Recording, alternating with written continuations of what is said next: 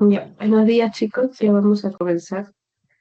El link del post del pretest sigue en el chat. Los que les falta llenar, chicos, pueden todavía ir llenando. Por si acaso lo voy a volver a reenviar por si alguno no le aparece. Y si alguno no le aparece en el chat de Teams, también me avisa porque la primera clase se había mandado un link que era para al chat grupal de WhatsApp para que puedan unirse al grupo de Teams. Y una vez que se unan al grupo de Teams, recién iban a tener acceso al chat. Así que si alguno no les aparece el link en el chat, es por eso. Y me avisan si no para volver a reenviar. Ya, chicos. Vamos a ver la parte de epilepsias.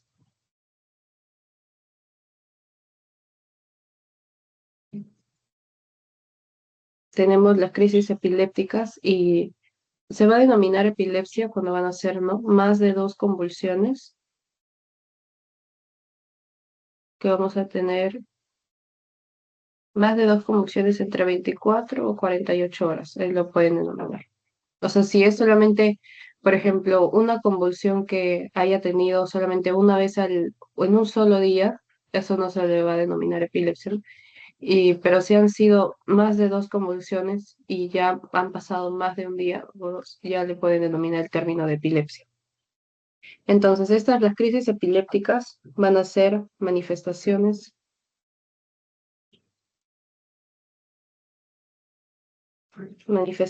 clínicas resultantes de una descarga normal, hipersincrónica y excesiva de un grupo de neuronas en el cerebro, ¿no? Mm, resultantes. De acá también tiene, chicos, unos puntos claves este tema que les voy a comentar que me gustaría que sí o sí lo tengan claro para su examen. Hipersincrónica y excesiva.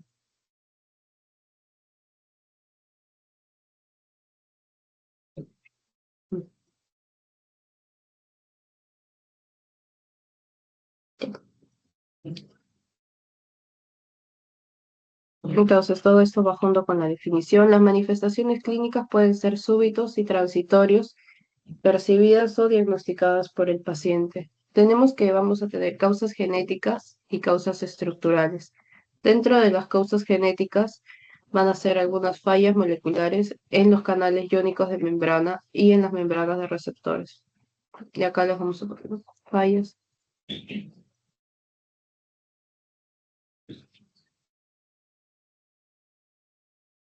No se preocupen, chicos. Eh, Ahorita lo vamos a aclarar qué se refiere con esto.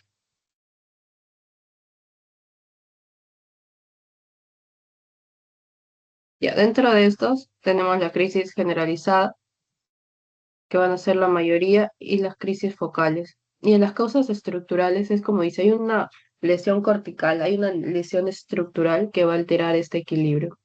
Y dentro de estos también pueden estar las crisis focales. Entonces tenemos las crisis de ausencia no convulsivas. Como su nombre lo dice, en este tipo de crisis no van a ver al paciente que está por ejemplo, con estos movimientos tónico-clónicos, ¿no? Sino el paciente se puede quedar mirando fijamente y sin hacer nada. Y uno piensa que tal vez solamente está pensando, pero en ese momento, ese lapso de tiempo que pasa, es una crisis de ausencia, ¿no? Entonces, paciente se queda viendo al vacío.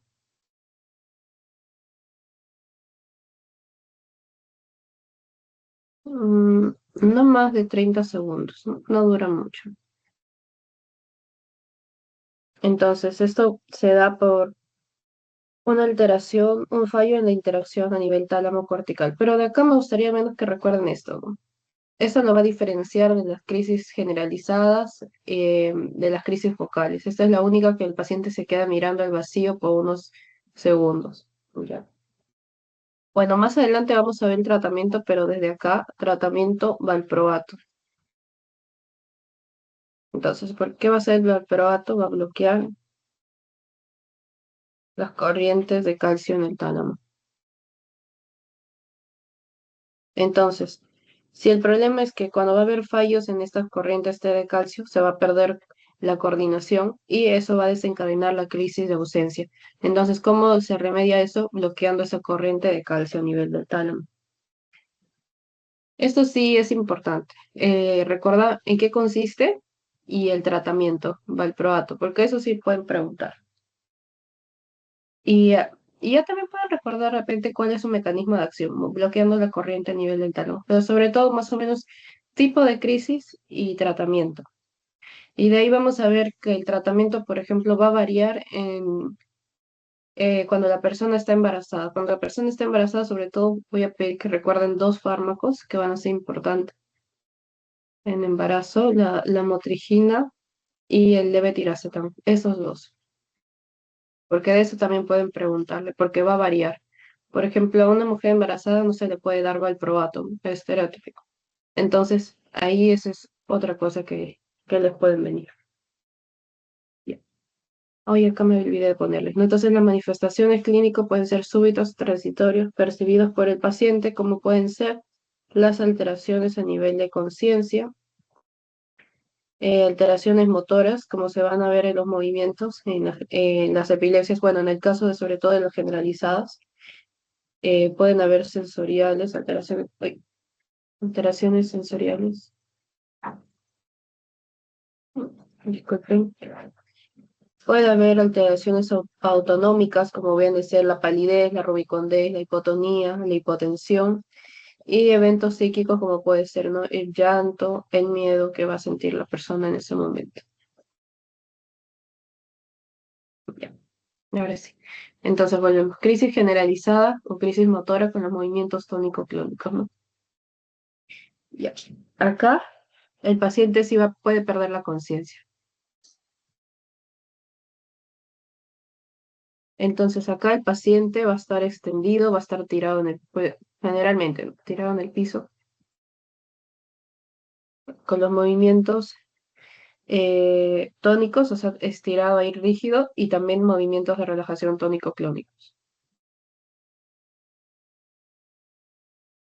Luego tenemos epilepsias focales con automatismos oromandibulares. Acá, bueno, para las crisis generalizadas, ya hago, es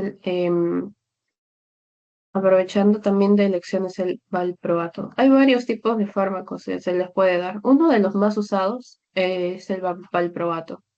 También se puede usar fenitoína.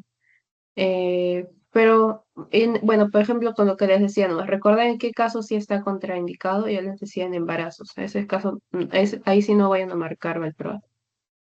Y entonces las epilepsias focales, acá también es otro tratamiento, ¿no? Vamos a ver que para las focales se puede dar, por ejemplo, las benzodiazepinas, la, que ahorita lo menciono. Disculpe, chicos, que estoy con la gripe. Ya. De acá, el paciente también puede quedarse como mirando al vacío, pero acá sí va a haber movimientos de cabeza, no tan generalizados como valga la redundancia en la epilepsia generalizada, pero sí va a haber algunos movimientos acá a nivel mandibular o de la cabeza, de la boca o de las manos. Entonces, movimiento.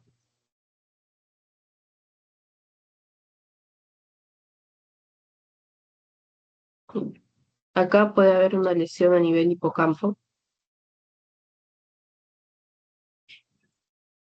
y puede haber una conservación total o parcial de la conciencia. No dijimos que en la generalizada había una pérdida de la conciencia, acá puede haber una conservación a veces total o parcial de la conciencia.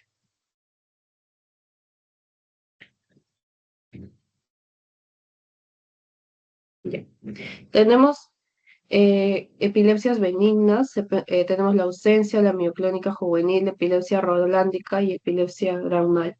Vamos a ver algunas características de cada uno. Sí les diría que recuerden algunas cosas de esta, al menos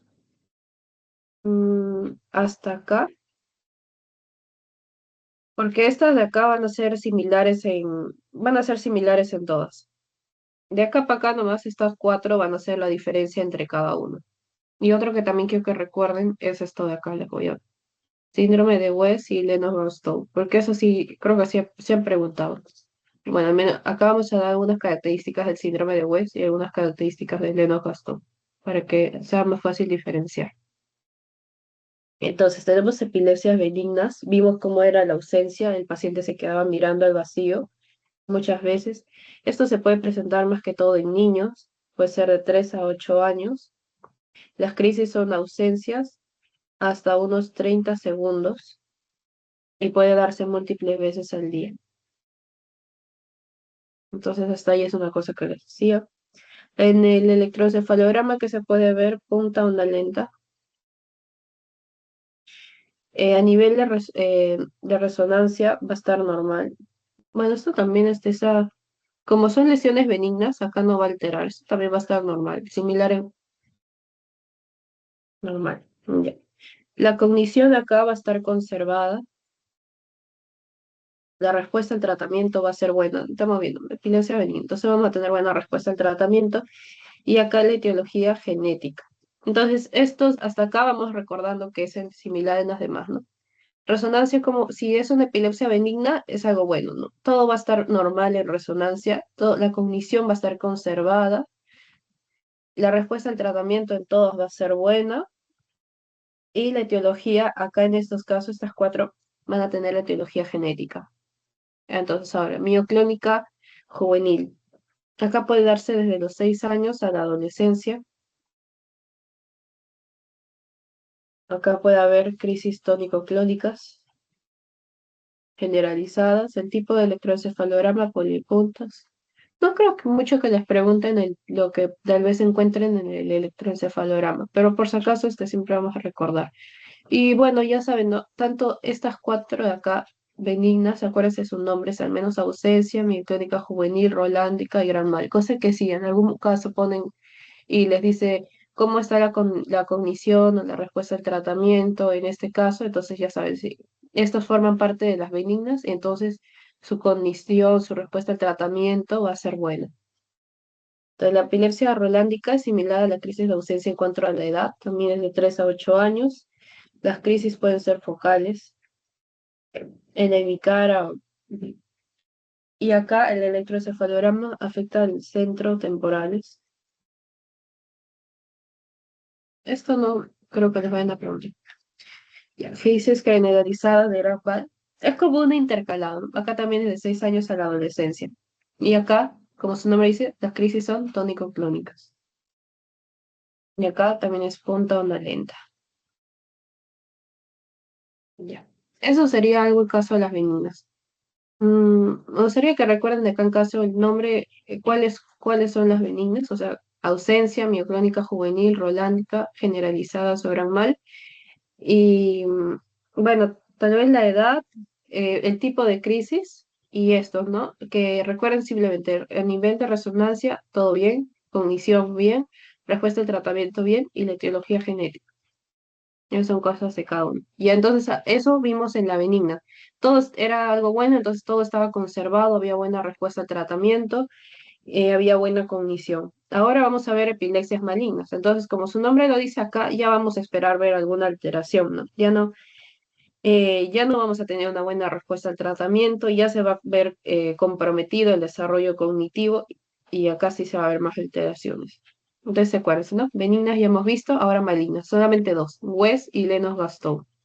Edad también es de niñitos, de 3 meses a 1 año. En acá el tipo de crisis van a ser espasmos en flexión. Esto de acá también recuerden, el tipo de espasmos, ¿no? ¿Cómo es el tipo de crisis? Porque ahí se ve una diferencia con la de Lennox-Gastaut.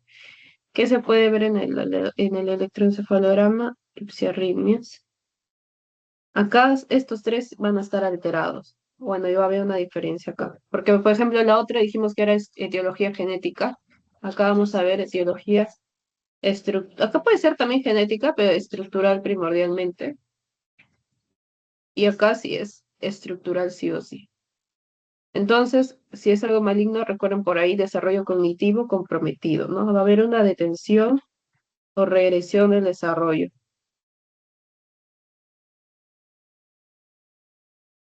¿Cómo va a ser la respuesta al tratamiento? Pobre o ninguno. En el Lennox-Gastaut tenemos que también va a ser en niños de 2 a 8 años en este caso. Se le denomina crisis atónitas, quiere decir con caída de la cabeza hacia adelante. Caída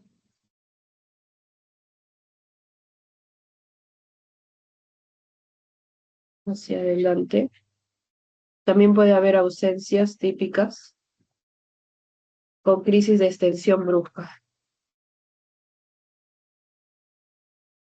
Extensión brusca. Y entonces ahí vemos viendo una diferencia entre el síndrome de West y Lennox-Gastaut. Ay, ya. El síndrome de West tiene una crisis en flexión, mientras que el Lennox-Gastaut va a tener estas crisis atónicas, o la caída de la cabeza, y crisis tónicas del sueño, que se denomina esta las crisis de extensión brusca. Ya. Eso es una diferencia, esto sí me parece importante. Ya. Si el síndrome de West encontraba nixiarritmias, en Lennox-Gastaut es punta onda lenta. Acá también es igual, ¿no? Hay una alteración en el desarrollo, detención o regresión del desarrollo.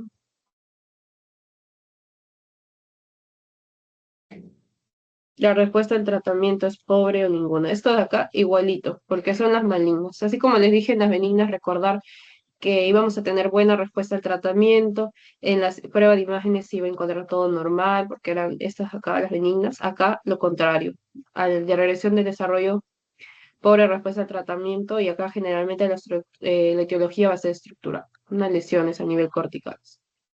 Y acá, espasmos en flexión, Lennox-Gastaut, las crisis atónicas, con la caída de la cabeza hacia adelante o los movimientos de extensión brusca.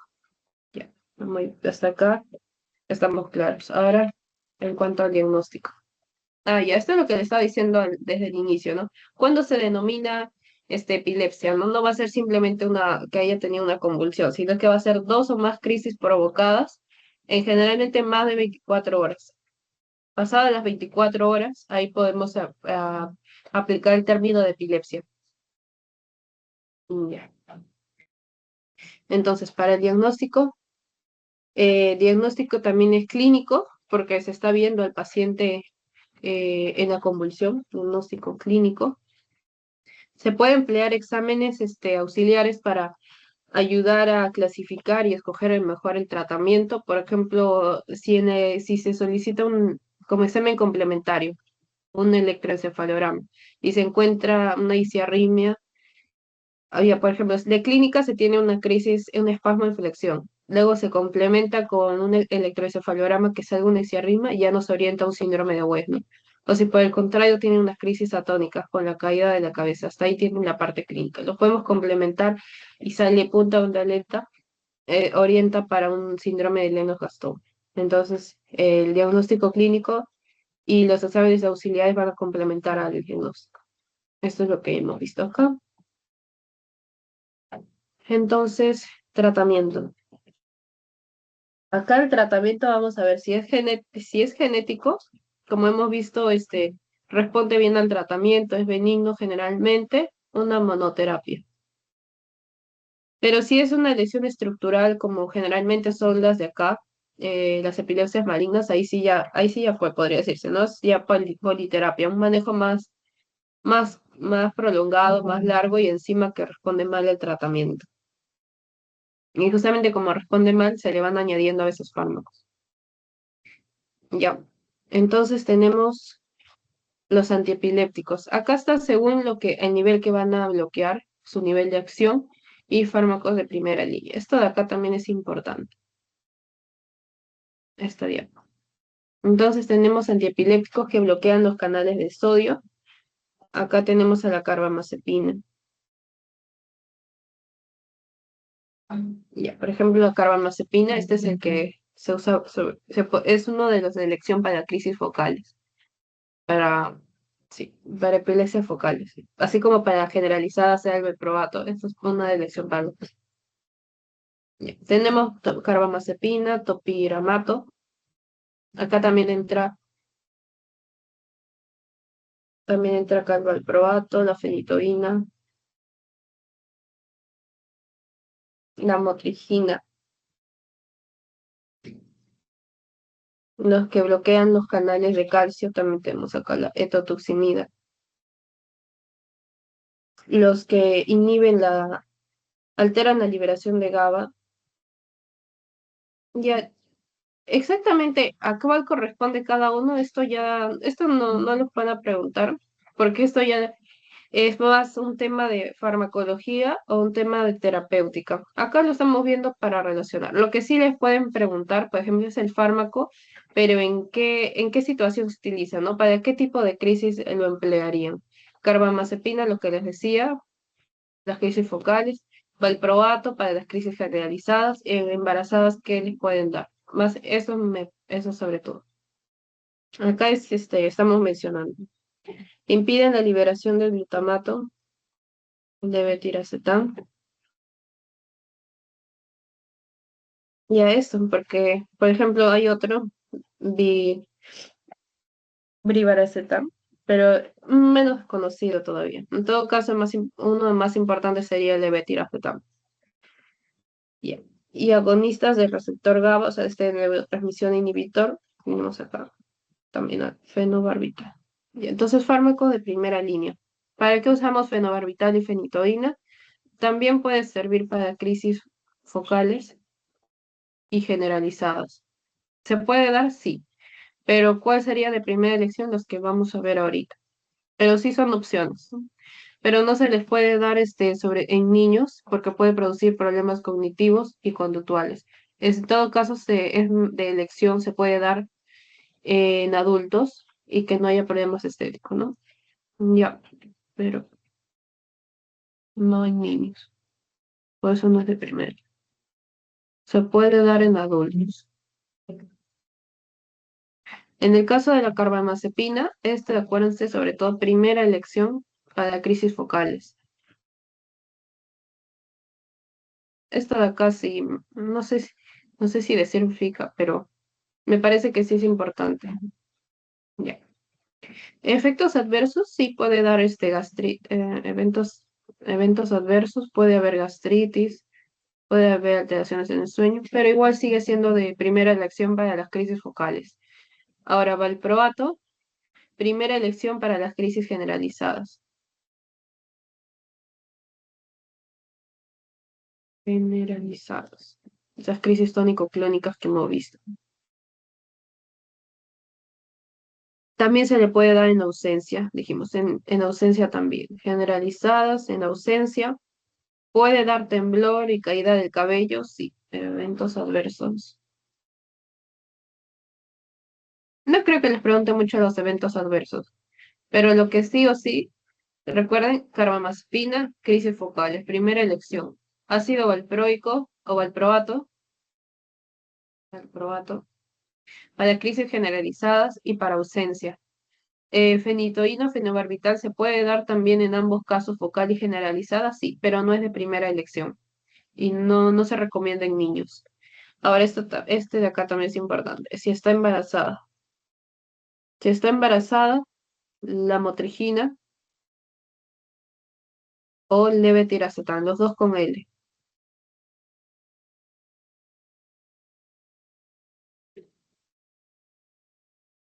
En el caso de las crisis de ausencia, dijimos el valproato. Si es que no hay valproato, no se puede dar también otra opción en ausencia. Segunda opción vamos a poner. Podría ser la etotuximida. Pero si no ven esto y les mencionan crisis de ausencia, marquen valproato. Si les menciona crisis generalizadas, o sea, le van a decir los movimientos tónico-clónicos, valproato. Si solamente son crisis focales, carbamazepina. Y ya si es que no hubiera carbamazepina y que lo dudo porque es de primera elección, pero ya ahí recién podría, y si fueran adultos, porque recuerdo que en niños no lo autorizan, orbital fenitoína. No es muy recomendado, ¿no? Ya. Entonces, para crisis de ausencia, lo que acabamos de mencionar. Valproato o etotuximida. Etotuximida. Esto de acá sí me parece importante. A ver,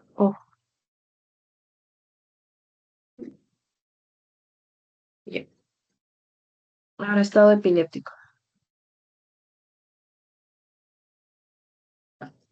No es el único tratamiento, chicos, pero lo principal de primera línea, creo que para al menos recordar, es lo que les acabo de mandar. Ya. Entonces, ahora, estado epiléptico, ¿a qué se refiere? Acá van a ver falla en los mecanismos de detención de crisis o iniciación de mecanismos que van a llevar a crisis más prolongadas, ¿no? Por ejemplo, dijimos que la ausencia, unos segundos, ¿no? Hasta 30 segundos, pero acá en el estado epiléptico puede durar más de 5 minutos y en algunos casos la cosa es que no llega a más de media hora porque ya puede haber ahí más daño a nivel cerebral, ¿no? A nivel estructural, o sea, hay más daños. Entonces, a eso se refiere. Hay una falla en los mecanismos de detención de crisis o iniciación de mecanismos. La cosa es que las crisis de lo que no deberían ser tan prolongadas son prolongadas, que llevan. Y entonces ahí ya tenemos que actuar de diferente manera.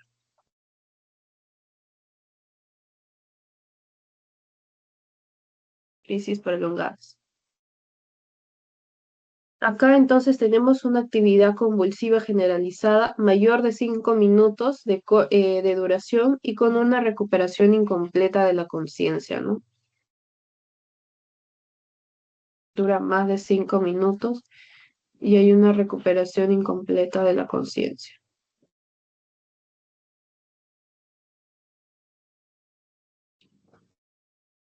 En niños se da en menores de 5 años y en el caso de los adultos puede darse en mayores de 60 años. La clasificación tenemos estado epiléptico precoz de menos de 30 minutos, sobre todo este valor lo toman más como así, menos de 30, menos de 30 estado epiléptico, ¿no? Precoz. Acá, ¿qué hacemos? De tratamiento, diazepam,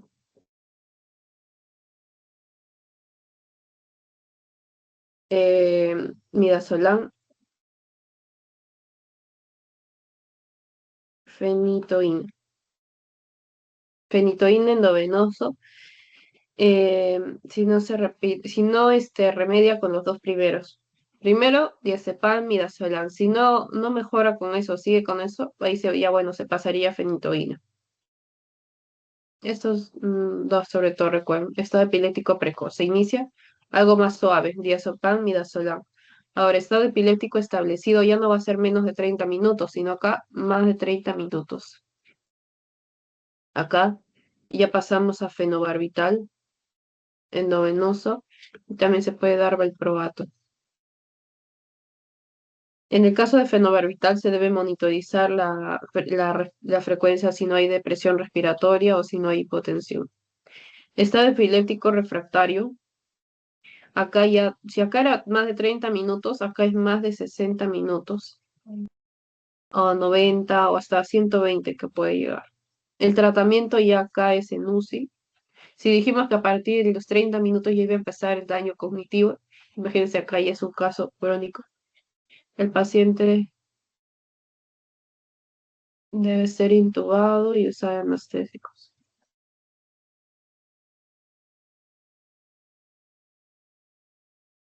Ya. Acá entonces ya tenemos propofol, pentobarbital, tiopental, ketamina. Estado epiléptico suprarrefractario. Ya está que dura 24 horas. Ketamina, isoflurano, en algunos casos corticoides. Pero esto no se preocupen, no, no les van a preguntar esto. Yo creo que tal vez hasta lo máximo es en el estado epiléptico precoz. Entonces ahí sí recuerden el diazepam, el midazolam, y de los demás pueden recordar el tiempo. El establecido más de 30 minutos, y acá también pueden, son dos, solo dos, ¿no? Fenobarbital, valproato. Y los demás ya son medicamentos más complicados y que se utilizan la parte sobre todo de anestesiología, ¿no? Ahí van a ver sobre todo la ketamina, el isoflurano, para inducir la sedación, que estos ya van a durar más tiempo. Suprarrefractario dura 24 horas. Entonces, tratamiento prehospitalario. Este quiere decir que lo pueden dar los familiares del paciente. Pueden dar familiares. Tenemos al diazepam rectal. Se pone con una sondita. También se puede dar el midazolam. Midazolam. Estos dos principalmente. Las mencionan también para el hígado, pero entre estos dos, diazepam, midazolam. Tratamiento hospitalario. Se debe ver el soporte cardiorrespiratorio. Se debe evaluar una vía, se debe canalizar una vía dextrosa al 50% y tiamina para evitar sangrado cerebral. Hacer unos análisis a nivel sanguíneo.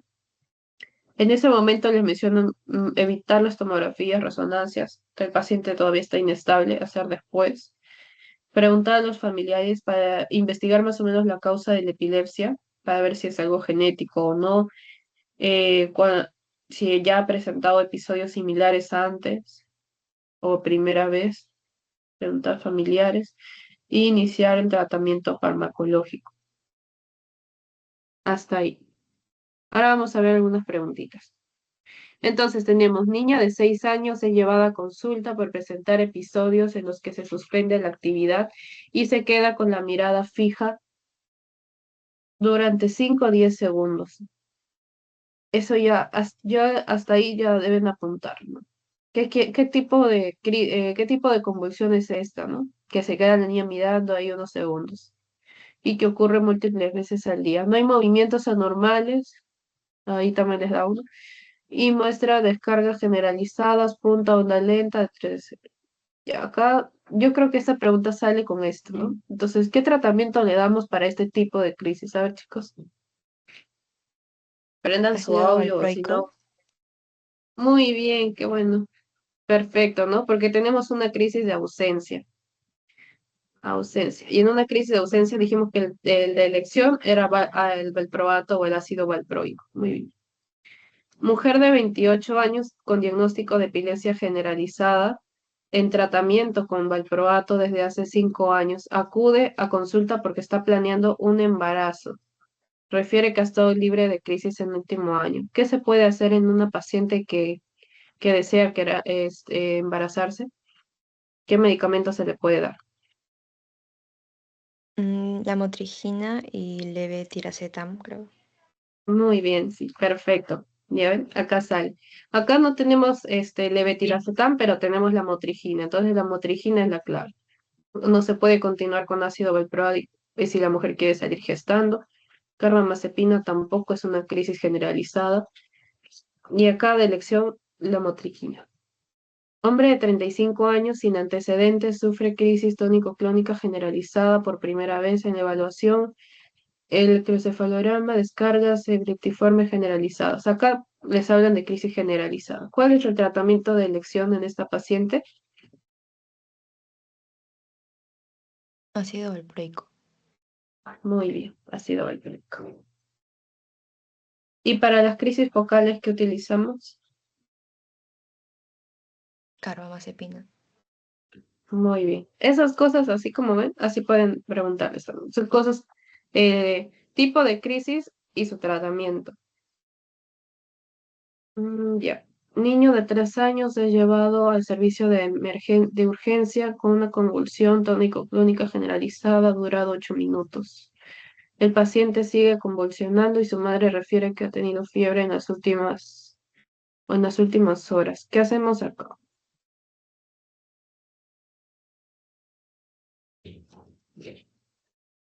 Y el paciente sigue convulsionando.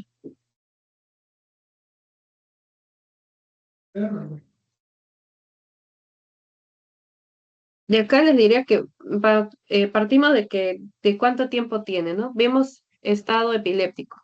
Dijimos que teníamos precoz establecido, es, ya entre ahí está un punto de corte, ¿no? Uno era menos de 30 minutos y uno era más de 30 minutos. Y dependiendo de la duración del tiempo, se iniciaba un tratamiento.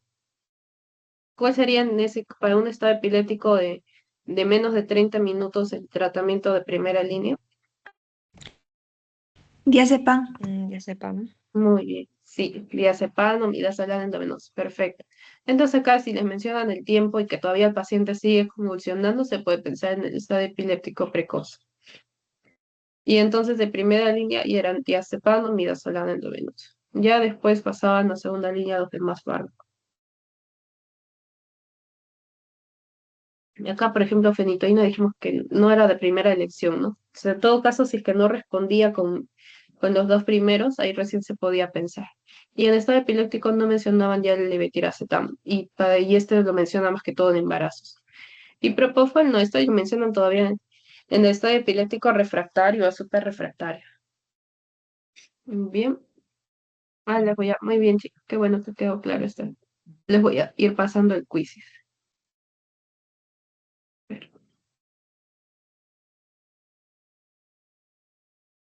Quiz.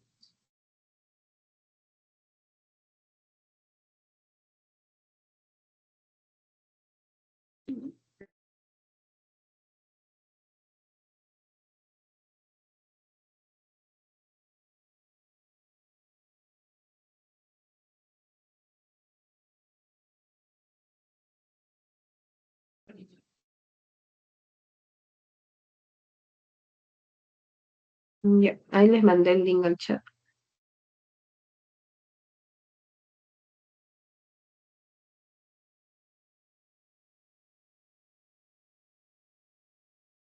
Hola, disculpa, María Carmen. No me sale el link. Creo que es porque en la primera clase no puedo entrar y no puede acceder al chat. Ah, ya. Voy a mandar entonces, estoy mandando al chat, estoy mandando, bueno, sí, el chat, pero de WhatsApp, el grupo de acá de la reunión, para que te pueda, con ese link ya deberías poder tener acceso al chat de Teams.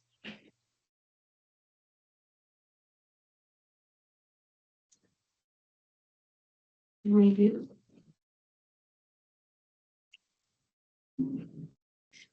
Y ahí te sale ahora, me avisa. Sí, quiero intentar, a ver. Ya.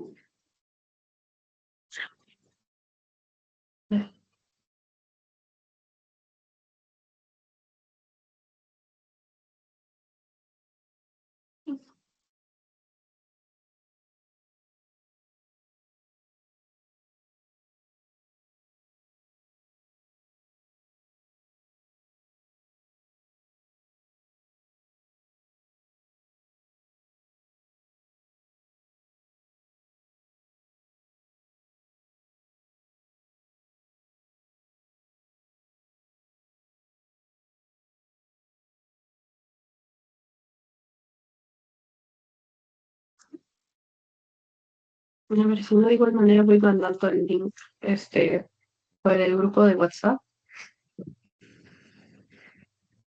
Mm, creo, creo que sí se pudo.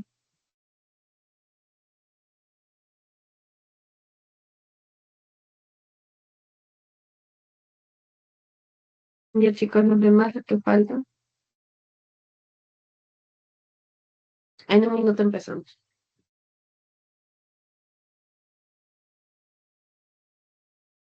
Sí se pudo acceder al chat de acá del Teams.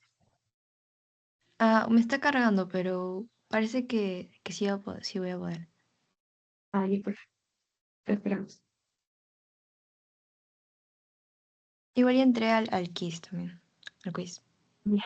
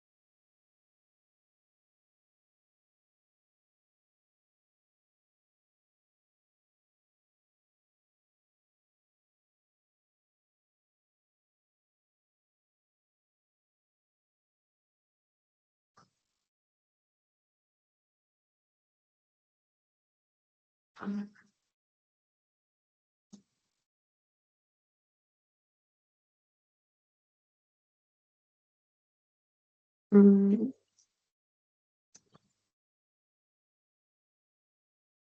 sí, yo creo que ya estamos, chicos, completos.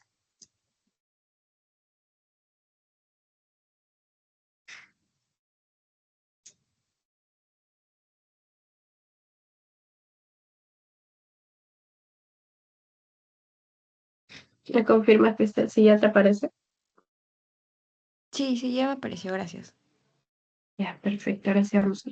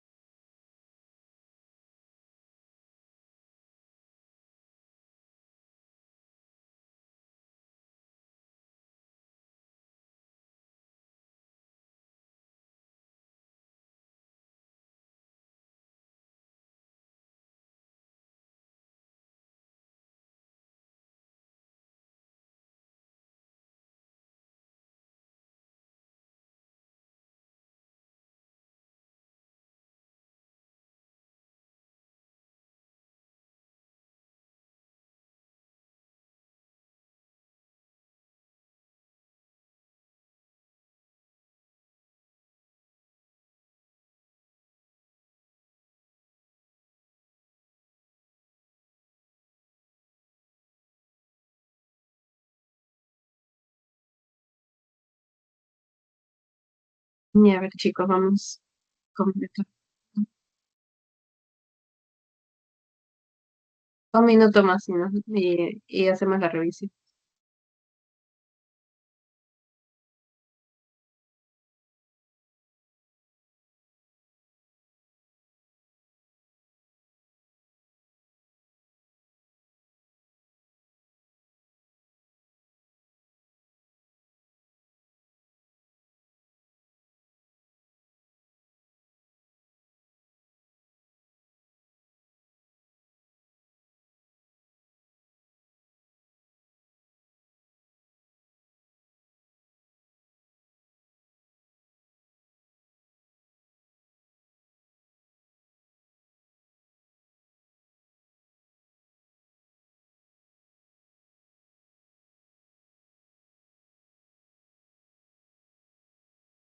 Felicitaciones, chicas.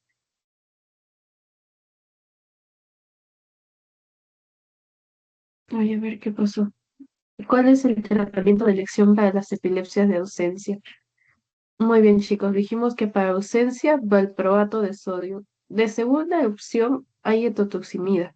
Pero de primera, marque mejor directo. ¿Ves? Ni siquiera hay etotoximida. Valproato es la primera opción.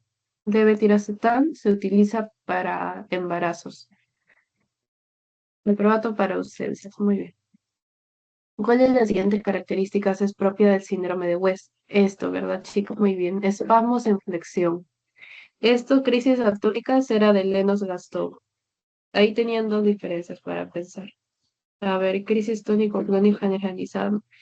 Eh, esto entra dentro de las epilepsias benignas, pero los espasmos, donde veía nuestro cuadrito, ahorita lo voy a volver a mostrar, donde decía espasmos en flexión, tenemos el síndrome de West.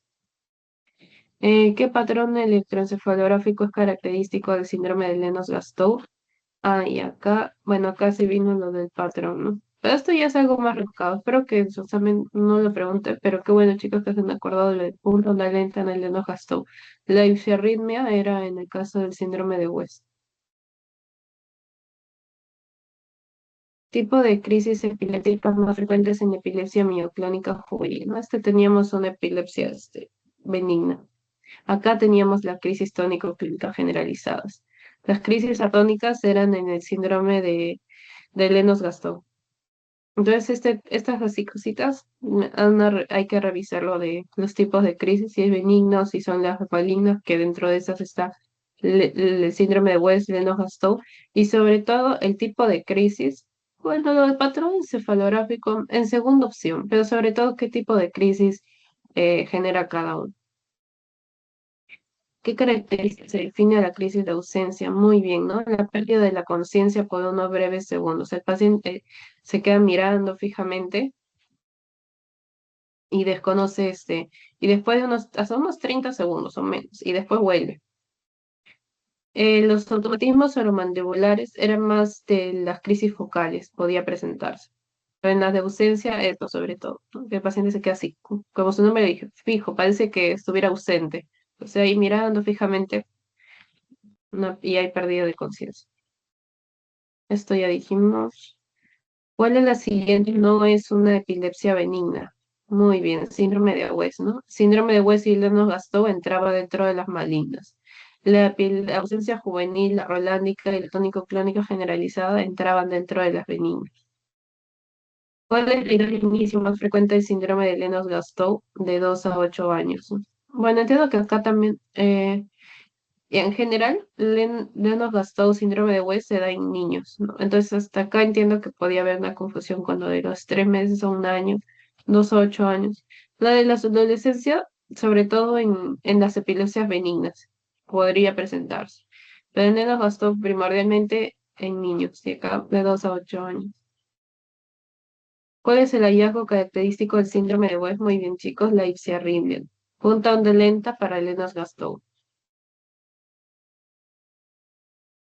¿Cuál es una característica común de las epilepsias benignas? Muy bien, conservación del desarrollo psicomotor. De acá le pueden sacar también, como les decía, su nombre más o menos benigno va de algo bueno, ¿no? Que no, Vimos en el cuadrito, la parte final, en las benignas, tenían buena respuesta al tratamiento, tenían una conservación del desarrollo psicomotor, no había alteración ahí, mientras que en las malignas era o sea, el síndrome de Weller-Lennox-Gastaut, ahí sí teníamos, ¿no? Pobre respuesta al tratamiento en las malignas, regresión del desarrollo. Y bueno, el electroencefalograma con punta onda lenta, que también podía ser. En las benignas no había mayor alteración generalmente en el electroencefalograma. Pues sobre todo esto destaca.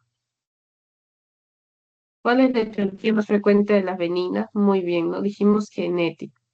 Y de las malignas, eh, en el síndrome de West, bueno, en ambos, en las malignas, estructural, es la principal causa. En el síndrome de West mencionaba estructural y en segundo lugar genética, pero predomina en las malignas estructural y en las benignas genética. ¿Cuál de las siguientes afirmaciones sobre el tratamiento de la epilepsia es correcta? A ver, si la epilepsia es genética, se prefiere la politerapia. Ah, no. Acá, recuerdan chicos, dijimos que la parte genética iba con la benigna. Por ejemplo, acá las epilepsias benignas, la mayoría era genética.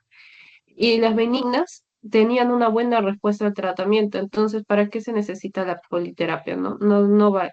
Entonces, en las epilepsias benignas se respondía bien al tratamiento y bastaba con una sola terapia, con una monoterapia para una buena respuesta.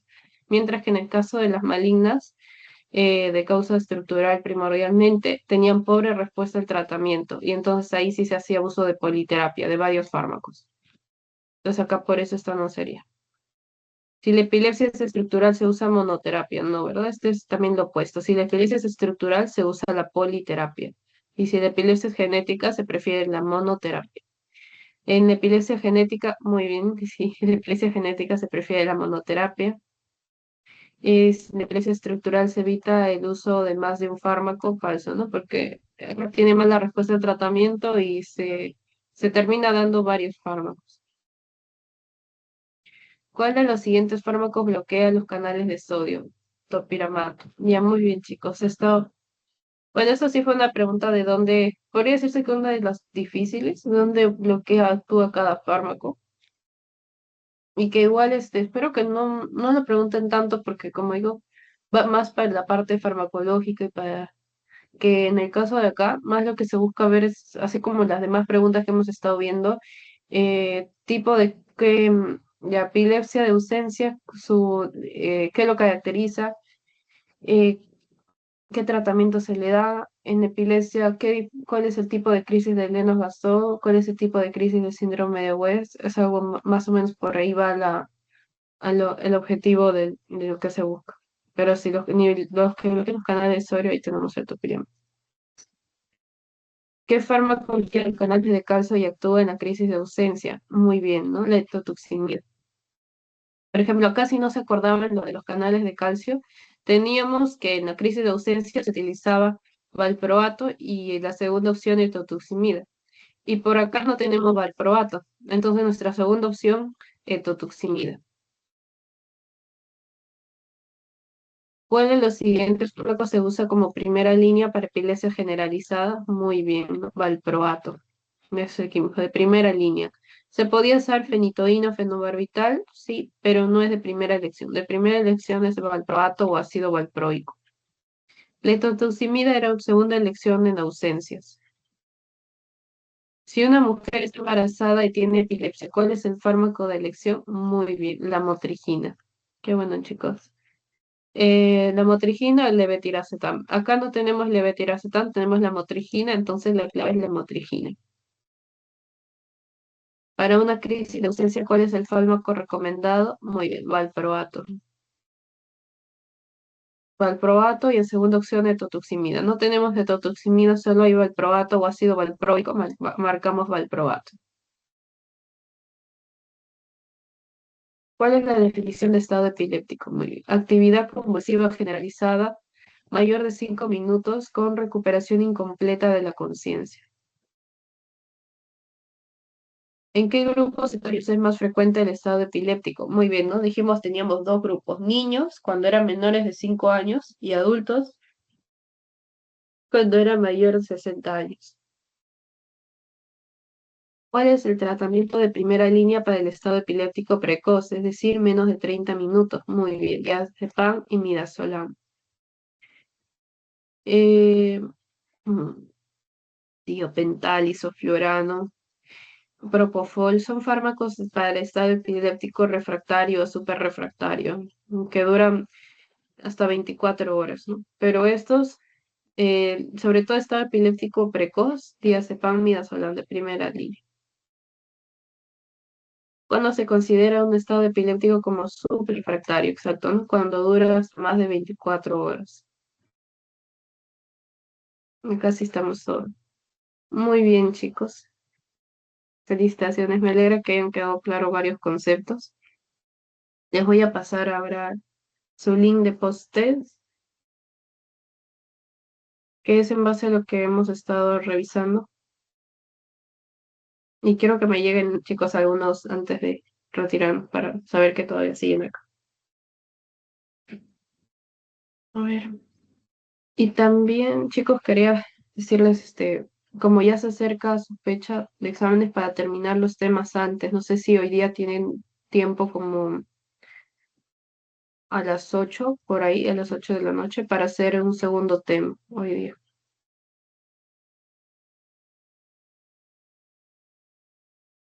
Y si prefieren, no sé, ya em, el martes, como si...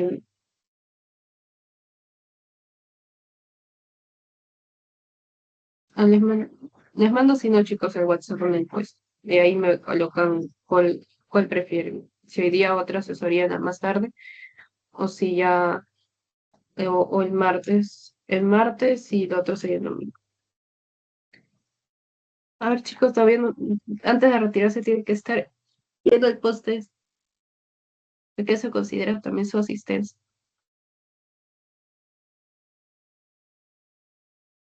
Muy bien, ya tengo una respuesta.